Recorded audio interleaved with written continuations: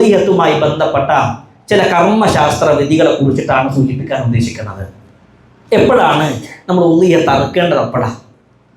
ഉലമാക്കളായ ആളുകൾ പറഞ്ഞു, ബലി പെരുന്നാൾ ദിവസം, അതേപോലെ തന്നെ അയ്യാമു തശ്രീഖിന്റെ 3 ദിവസവും അറുക്കൽ അനുവദനീയമാണ്.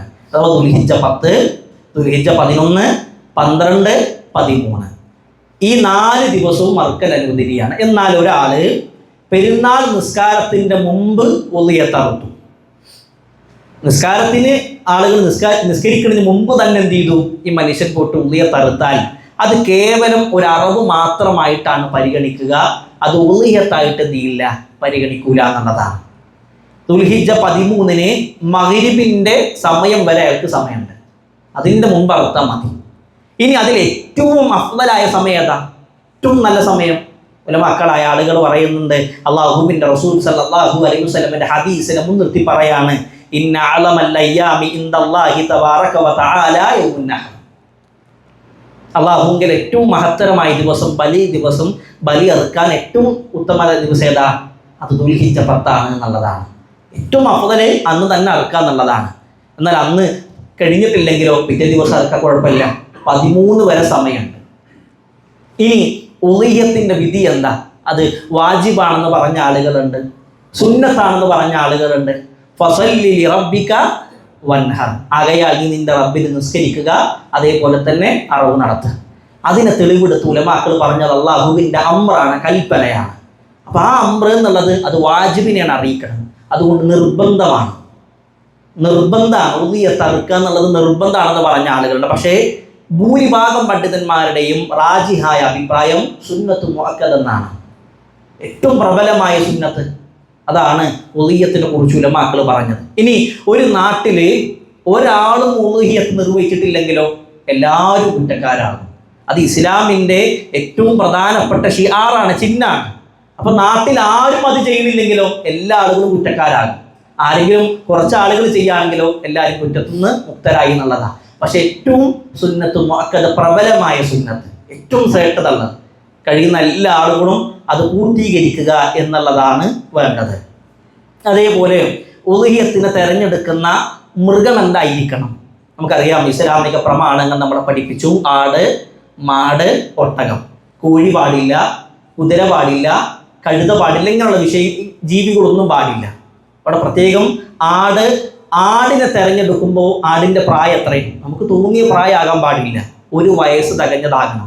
അത് ചെമ്മരി ആടാണെങ്കിലും കോലാടാണെങ്കിലും 1 വയസ്സ് തികഞ്ഞതാകണം.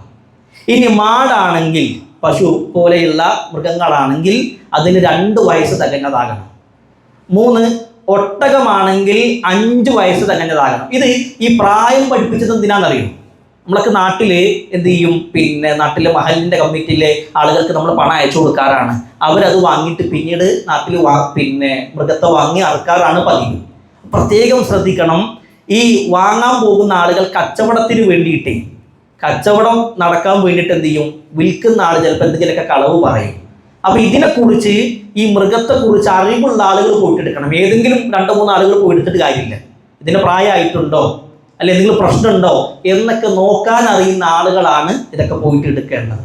ഇനി ഉളിയത്ത് അറുക്കുമ്പോൾ ആടിനാണോ മാടിനാണോ ഒട്ടകത്തിനാണോ അറുക്കേണ്ടത്, അല്ലെങ്കിൽ അറുക്കുന്നതിൽ ശ്രേഷ്ഠത ഉള്ളത് ഏതാണ്? ആടിനാണോ മാടിനാണോ ഒട്ടകത്തിനാണോ അറുക്കുന്നതിൽ ഏറ്റവും ശ്രേഷ്ഠത ഉള്ളത്? ഉലമാക്കളായ ആളുകൾക്കിടയിൽ അഭിപ്രായ വ്യത്യാസമുണ്ട്. ഒരു വിഭാഗം ആളുകൾ പറഞ്ഞു ഒട്ടകത്തിനാണ് ശ്രേഷ്ഠത കൂടുതൽ. എന്താ അവർക്ക് അതിനുള്ള തെളിവ്? വെള്ളിയാഴ്ച ദിവസം ഒരാൾ ആദ്യമായിക്കൊണ്ട് പള്ളിയിലേക്ക് വരുമ്പോൾ അയാൾക്ക് എന്തിൻ്റെ കൂലിയുണ്ട്? ഒട്ടകത്തറുത്ത് ദാനം ചെയ്തതിൻ്റെ കൂലിയാണ്. പിന്നെ വരുന്ന ആൾക്ക് മാടിനറുത്ത് ദാനം ചെയ്തതിൻ്റെ കൂലിയാണ്. പിന്നെ വരുന്ന ആൾക്ക് ആടിനറുത്ത് ദാനം ചെയ്തതിൻ്റെ കൂലിയാണ്. അപ്പം ഇതിൽ ആദ്യം പഠിപ്പിച്ചത് എന്താ? ഒട്ടകം എന്നാണ്. ഇതിനെ തെളിവെടുത്ത് ചില ആളുകൾ പറഞ്ഞു, ഒരു മനുഷ്യൻ ഉളിയത്ത് അറുക്കുമ്പോൾ ഏറ്റവും ശ്രേഷ്ഠത ഉള്ളത് ഒട്ടകത്തറുക്കലാണ്. എന്നാൽ മറ്റൊരു വിഭാഗം പണ്ഡിതന്മാർ, അല്ലെങ്കിൽ ഭൂരിഭാഗം പണ്ഡിതന്മാരുടെ അഭിപ്രായ പ്രകാരം ഏറ്റവും ശ്രേഷ്ഠത ഉള്ളത് ആടാണ്.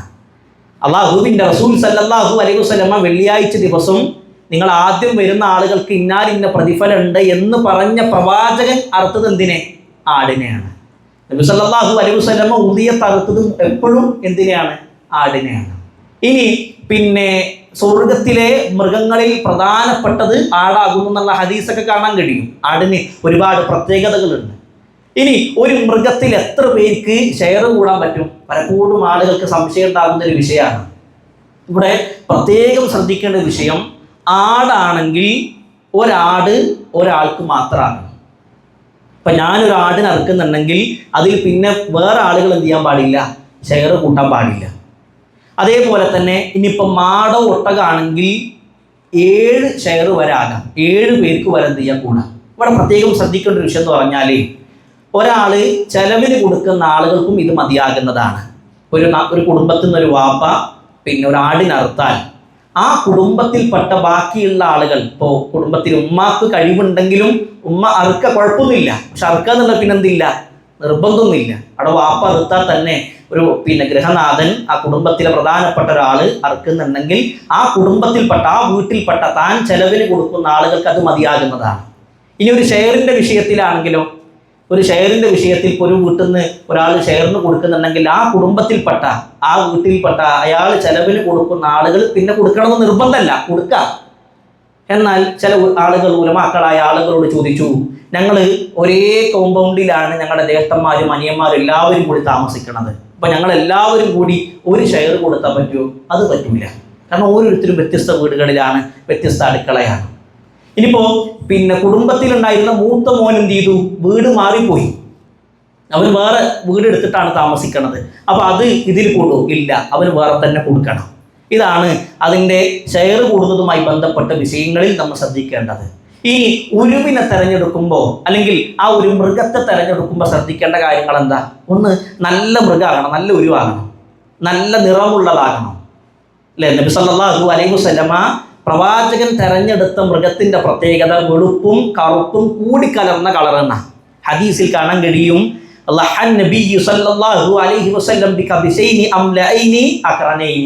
പ്രവാചകൻ വെളുപ്പിൽ കറുപ്പ് കലർന്ന കൊമ്പുള്ള തടിച്ച ആടുകളെയാണ് നബി സല്ലല്ലാഹു അലൈഹി വസല്ലമ ഉളിയത്ത് അറുത്തത്. അപ്പോൾ നല്ല കളറുള്ളതിനെ, നല്ല മൃഗത്തെ, നല്ല ആരോഗ്യമുള്ള മുന്തിയ ഇനത്തെ തിരഞ്ഞെടുക്കുക എന്നുള്ളതാണ്.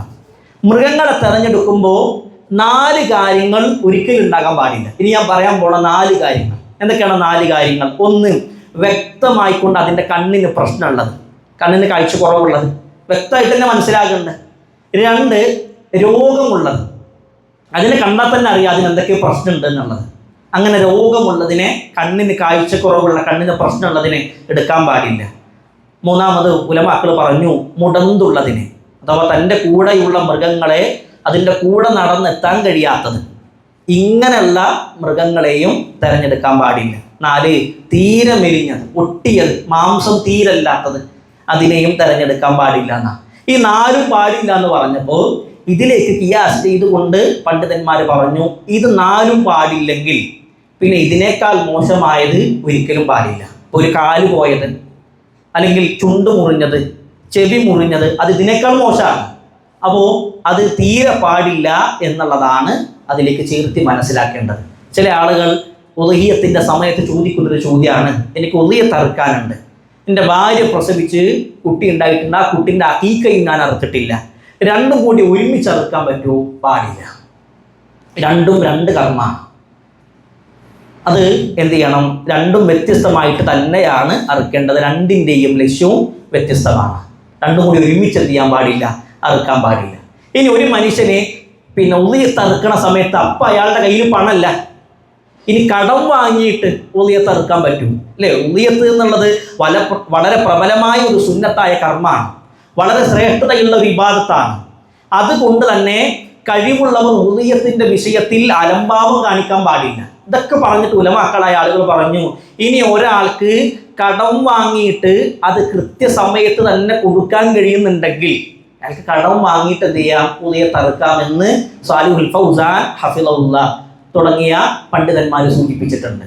അഥവാ അയാൾക്ക് കടം വാങ്ങി ഉളിയത്തിനെ മൃഗത്തെ വാങ്ങി അതിനറുത്ത് പറഞ്ഞ സമയത്ത് തന്നെ ആ കടം വീട്ടാൻ കഴിയുന്നുണ്ടെങ്കിൽ അയാൾക്ക് കടം വാങ്ങാം, അനുവദിക്കപ്പെട്ട കാര്യമാണ്. എന്നാൽ അത് വളരെ പ്രയാസപ്പെട്ട് കടം കൊണ്ട് ബുദ്ധിമുട്ടുന്ന ആളുകൾ എല്ലാവരും ചെയ്യണമെന്നതല്ല, കൃത്യസമയത്ത് തന്നെ കൊടുക്കാൻ കഴിയുന്ന, അതൊരു പ്രയാസമില്ലാത്ത ആളുകളാണെങ്കിൽ അവർക്കത് പറ്റുന്നതാണ്. അതേപോലെ ഇതിലേക്ക് ചേർത്തി മനസ്സിലാക്കേണ്ട വിഷയം, ഉളിഹ്യത്തിൻ്റെ മാംസം അമുസ്ലിങ്ങളായ ആളുകൾക്ക് കൊടുക്കാൻ പറ്റുമോ? പലപ്പോഴും ആളുകളുടെ സംശയമാണ്. ഇതിൽ മനസ്സിലാക്കേണ്ട ഒരു കാര്യം എന്ന് പറഞ്ഞാൽ, ഉളിഹ്യത്തിൻ്റെ മാംസത്തിൽ നിന്ന് അമുസ്ലിങ്ങളായ ആളുകൾക്ക് കൊടുക്കരുത് എന്ന് പറഞ്ഞ് വ്യക്തമായ നിരോധനം പ്രവാചകനിൽ നിന്ന് വന്നിട്ടില്ല. അതുകൊണ്ട് തന്നെ കൊടുക്കുന്നത് കൊണ്ട് കുഴപ്പമില്ല. ഇനി ഇതിലേക്ക് ചേർത്തി മനസ്സിലാക്കേണ്ട വിഷയം, ഉളിഹ്യത്തിനെ എതിർക്കുന്ന, ഉളിഹ്യത്തിനെ നിന്ദിക്കുന്ന, ബലിമാംസത്തെ അനാദരിക്കുന്ന ആളുകളാണ് അമുസ്ലിങ്ങളെങ്കിൽ അവർക്ക് പിന്നെ അത് കൊണ്ടുപോയി കൊടുക്കേണ്ട ആവശ്യമില്ല. ചിലപ്പോൾ ഈ ബലിമാംസം, ബലികർമ്മം എന്നുള്ളത് അത് നിഷിദ്ധമായി കാണുന്ന മുസ്ലിങ്ങളായ ആളുകളുണ്ടാകും. അത്തരം ആളുകൾക്ക് ഇത് കൊണ്ടുപോയി കൊടുക്കേണ്ട ആവശ്യമില്ല. എന്നാൽ അങ്ങനെയൊന്നും പ്രശ്നമില്ലാത്ത ആളുകൾക്ക് അത് കൊടുക്കുന്നത് കൊണ്ട് പ്രശ്നമില്ല എന്നുള്ളതാണ്. ഇനി ഈ ഒരു വിഷയത്തിൻ്റെ അവസാനമായിട്ട് സൂചിപ്പിക്കാനുള്ളത്, ഒരാൾ ബലികർമ്മം അറുക്കാൻ ഉദ്ദേശിക്കുന്ന സ്ത്രീ ആകട്ടെ പുരുഷനാകട്ടെ, അപ്പോൾ സ്ത്രീക്ക് സാമ്പത്തിക ശേഷി ഉണ്ടെങ്കിൽ അവൾക്ക് ഒറ്റക്ക് അറുക്കാം, ഭർത്താവിനെ കാത്തു നിൽക്കേണ്ട ആവശ്യമില്ല. അതേപോലെ തന്നെ പുരുഷനാകട്ടെ, ഇത്തരം ആളുകൾ ഏറ്റവും ഗൗരവത്തിൽ കാണേണ്ട ഒരു വിഷയം എന്ന് പറഞ്ഞാൽ, ദുൽഹിജ്ജ 1 മുതൽ പിന്നെ അതിൻ്റെ എന്ത് ചെയ്യാൻ പാടില്ല, അവർ നഖം മുറിക്കാനോ മുടി നീക്കം ചെയ്യാനോ പാടില്ല. അതൊക്കെ എന്ത് ചെയ്യണം, അതിന് മുമ്പ് തന്നെ പൂർത്തീകരിക്കണം. അപ്പം ഈ വർഷം ഉളിഹ്യത്തിന് നമ്മൾ തീരുമാനിക്കുന്നുണ്ടെങ്കിൽ ദുൽഹിജ്ജ 1 മുമ്പ് തന്നെ നഖം മുറിക്കണം. അതേപോലെ തന്നെ മുടി നീക്കം ചെയ്യാൻ ഉദ്ദേശിക്കുന്നുണ്ടെങ്കിൽ അത് നീക്കം ചെയ്യണം. പിന്നെ ഇതൊക്കെ നമുക്ക് അനുവദിക്കപ്പെടുന്നത് എപ്പോഴാണ്? ദുൽഹിജ്ജ 10 അല്ലെങ്കിൽ എപ്പോഴാണോ അറവ് കഴിഞ്ഞ് ആ അറവിന് ശേഷമേ നഖം മുറിക്കാനും മുടി നീക്കം ചെയ്യാനും പാടുള്ളൂ. ഉമ്മു സലമ റളിയല്ലാഹു അൻഹ നിവേദനം ചെയ്യുന്ന ഹദീസിൽ അല്ലാഹുവിൻ്റെ റസൂൽ സല്ലല്ലാഹു അലൈഹി വസല്ലം പറഞ്ഞു, ആരെങ്കിലും ഉളിഹ്യത്ത് ഉദ്ദേശിക്കുന്നുണ്ടെങ്കിൽ ഫൽയുംസിക് അൻ ശഅരിഹി വഅദ്ഫാരിഹി, അവൻ്റെ മുടിയും അവൻ്റെ നഖവും പിടിച്ചോളട്ടെ. അഥവാ അപ്പം അവന് നീക്കം ചെയ്യാൻ പാടില്ല എന്നുള്ളതാണ്.